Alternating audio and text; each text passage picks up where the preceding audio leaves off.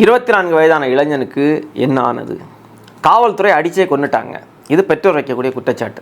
எங்களுக்கும் அந்த மரணத்துக்கும் எந்த தொடர்புமே இல்லை, காவல்துறை மறுக்கிறது. உண்மையிலே என்ன நடந்தது? தூத்துக்குடி மாவட்டம் அமுதாநகர் பகுதியை சார்ந்தவர் நாகராஜன். இவருடைய மகன் 24 வயதான அருணாச்சலம்.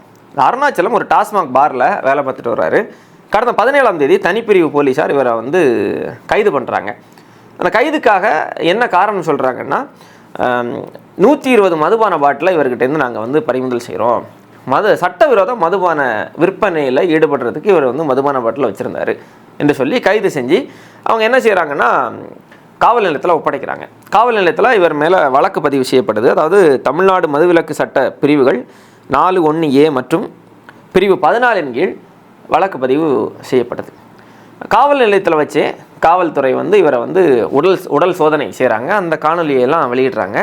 அதுக்கப்புறமா மருத்துவமனைக்கு, தூத்துக்குடி அரசு மருத்துவக் கல்லூரி மருத்துவமனைக்கு இவரை மருத்துவ சோதனைக்கு கொண்டு போகிறாங்க. அங்கே இவரை சோதித்த மருத்துவர் அருணாச்சலம் திடகாத்திரத்தில் இருப்பதற்கு தகுதியுடையவர் என சான்றளித்ததுடன் அவரது உடலில் எந்தவித வெளிப்புற காயங்களும் இல்லை என்றும் மருத்துவ சான்று அளித்தார்.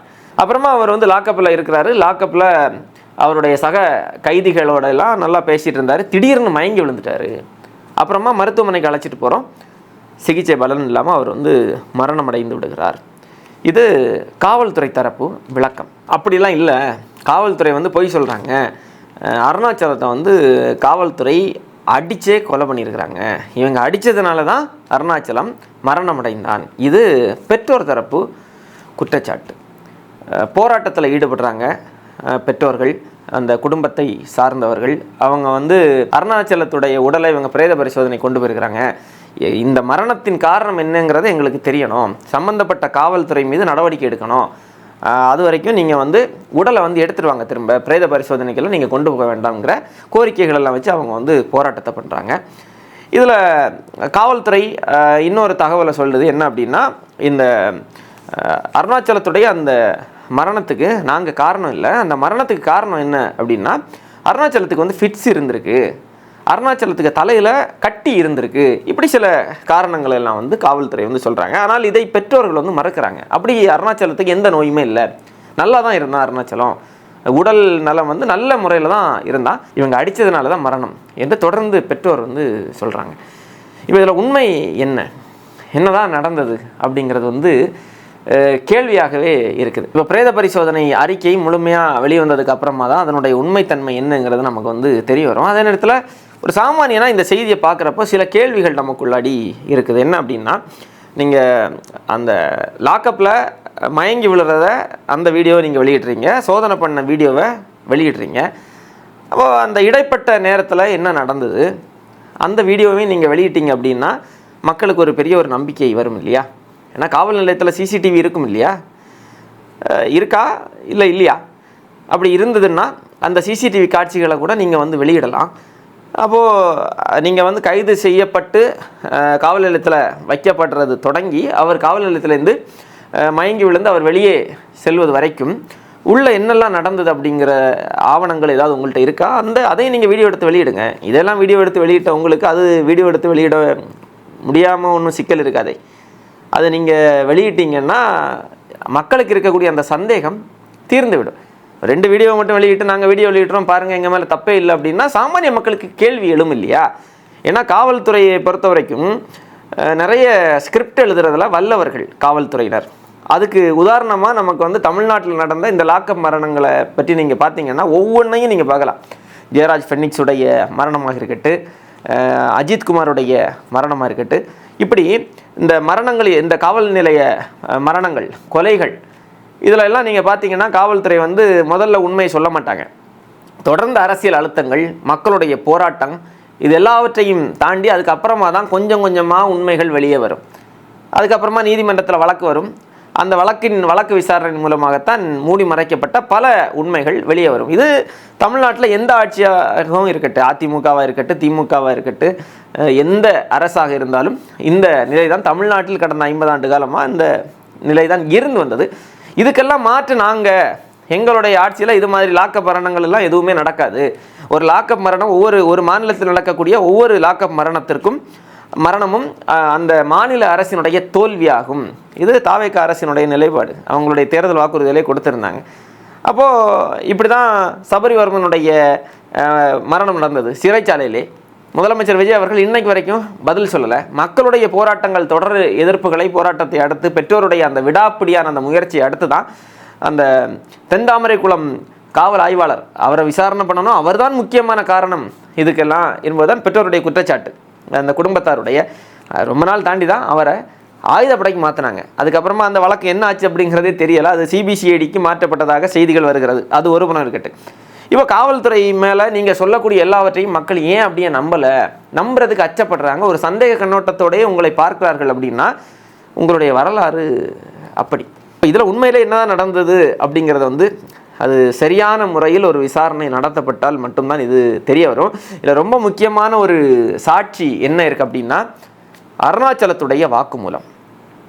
அருணாச்சலம் மருத்துவமனையில் சிகிச்சைக்காக இருக்கிற போது அருணாச்சலத்தை காவல்துறையினர் தாக்கியதாக வாக்குமூலம் கொடுத்திருக்கிறார். அது ஒரு மரண வாக்குமூலம். இல்ல யார் அடிச்சாங்களா தலைவர்? போலீஸ்காரன் அடிச்சானா? ஆமா. எப்போ வச்சு அடிச்சான்? புரியல. தலையில அடிச்சாங்களா? அடிச்சு வெட்டு வந்துட்டா உனக்கு? சரி வீட்டுல இருந்து போலீஸ் பிடிச்ச வண்டி எடுக்கணும், நான் டக்குனு ஓட்டிருப்பேன். மாட்டி விட்டு கூப்பிட்டு சரி. அவன் ரெண்டு வண்டி ரூபாய் 2 ஏழு அடிச்சாங்க. இதுல ஒண்ணு இதுல ஒண்ணு தலையில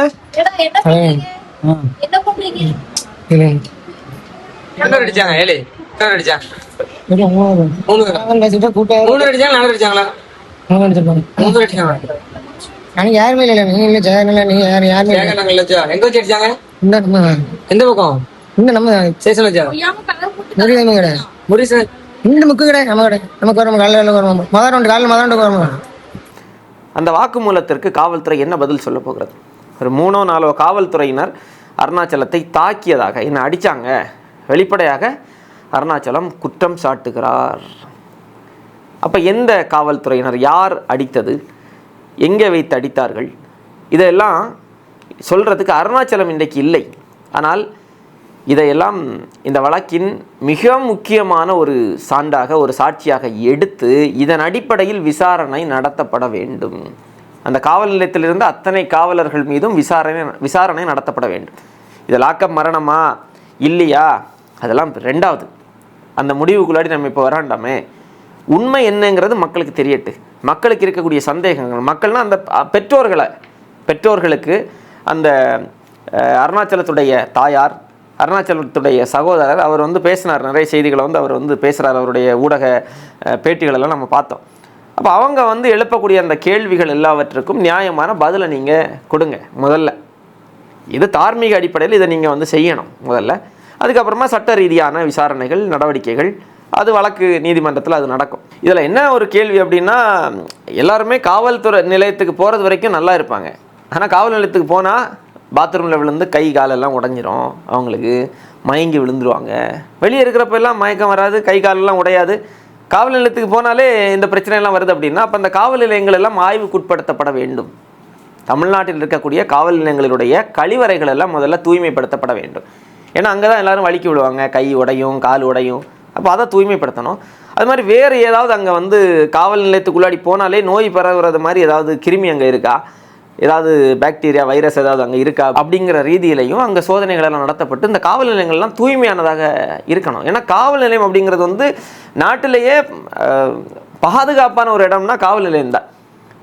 அந்த காவல் நிலையத்திலேயே மரணங்கள் நடக்கிறது, உயிர் போகிறது என்றால் அப்போது வெளியே இருக்கக்கூடிய மக்களுடைய பாதுகாப்பு எப்படி இருக்கும்? காவல் நிலையத்தில் இருக்கிறவங்களுக்கே பாதுகாப்பு இல்லைன்னா சாமானிய மக்களுக்கு வந்து எப்படி மற்ற இடங்களில் வந்து எப்படி பாதுகாப்பு இருக்குங்கிற ஒரு பெரிய கேள்வி இருக்கா இல்லையா? இப்போ இந்த விவகாரங்கள் எல்லாம் முதலமைச்சர் விஜய் அவர்கள் மௌனம் காக்காமல் உண்மையிலே இது என்னங்கிற செய்திகளை உண்மைத்தன்மையோடு, வெளிப்படைத்தன்மையோடு நீங்கள் மக்களுக்கு சொல்லணும். ஏன்னா காவல்துறை உங்களுடைய நேரடி கட்டுப்பாட்டில் இருக்கிறது. முதலமைச்சர் விஜய் அவர்களுடைய நேரடி கட்டுப்பாட்டில் காவல்துறை இருக்கிற காரணத்தால் நீங்கள் தான் இதற்கு பொறுப்பு. தமிழ்நாட்டில் நடக்கக்கூடிய லாக்கப் மரணங்கள் அத்தனைக்கும் முதல் பொறுப்பேற்க வேண்டியவர் முதலமைச்சர் விஜய் அவர்கள். சபரிவர்மனுடைய அந்த கொலைக்கு இன்னைக்கு வரைக்கும் முதலமைச்சர் விஜய் அவர்கள் ஒரு வார்த்தை பேசலை, ஒரு இரங்கல் செய்தி கூட வெளியிடலை. அப்போ நமக்கு சந்தேகம் வருமா வராதா இயல்பாகவே இந்த அரசின் மீது, இந்த காவல்துறையின் மீது? அதே மாதிரி இந்த அருணாச்சலத்துடைய இந்த மரணத்திற்கும் முதலமைச்சர் விஜய் அவர்கள் இதுவரைக்கும் எதுவுமே பேசலை, வாய் திறக்கலை. சம்பவம் நேற்றைக்கு நடக்குது, நேற்றைக்கு வந்து அவ்வளவு பெரிய போராட்டத்தை இவங்க நடத்துகிறாங்க, தாவேக்காவினுடைய அமைச்சர்கள் எல்லாம் படம் பார்த்துட்டு இருக்கிறாங்க. எப்படி இருக்கு? அப்போ உங்களுக்கு ஜனநாயகன் படம் தான் முக்கியம், மக்களுடைய உயிர் முக்கியம் இல்லை இல்லையா? இது என்னதுங்கிறத பற்றி வெளிப்படையான ஒரு அறிக்கையை வந்து வெளியிடணுமா இல்லையா அரசு சார்பில்? காவல்துறை வந்து இவங்க வெளியிடுவாங்க, காவல்துறை நிறைய செய்திகளெல்லாம் வெளியிடுவாங்க, அது எல்லாவற்றையும் அப்படியே நாங்கள் நம்ப முடியாது. முதலமைச்சர் பேசுங்க, சொல்லுங்கள். ஏனென்றால் இந்த துறைக்கு நீங்கள் தான் அமைச்சர், நீங்கள் அதிகாரப்பூர்வமாக இந்த செய்திகளை வந்து நீங்கள் இப்போ இவங்க காவல்துறை மறுத்தார்கள் இல்லையா, அதெல்லாம் முதலமைச்சர் விஜய் அவர்கள் நீங்கள் மறுத்து பேசுங்கள். இல்லை எங்கள் மேலே தப்பில்லை, என்னுடைய காவல்துறை மீது தவறில்லை, முதலமைச்சர் விஜய் அவர்கள் பேச வேண்டும். நீங்கள் பேசாமல் அமைதியாக இருக்க உங்களுடைய மௌனம் அத்தனையும் உங்கள் அரசின் தோல்வியாக, உங்கள் அரசின் தவறாகத்தான் இந்த சம்பவங்கள் எல்லாம் எடுத்துக்கொள்ளப்படும்.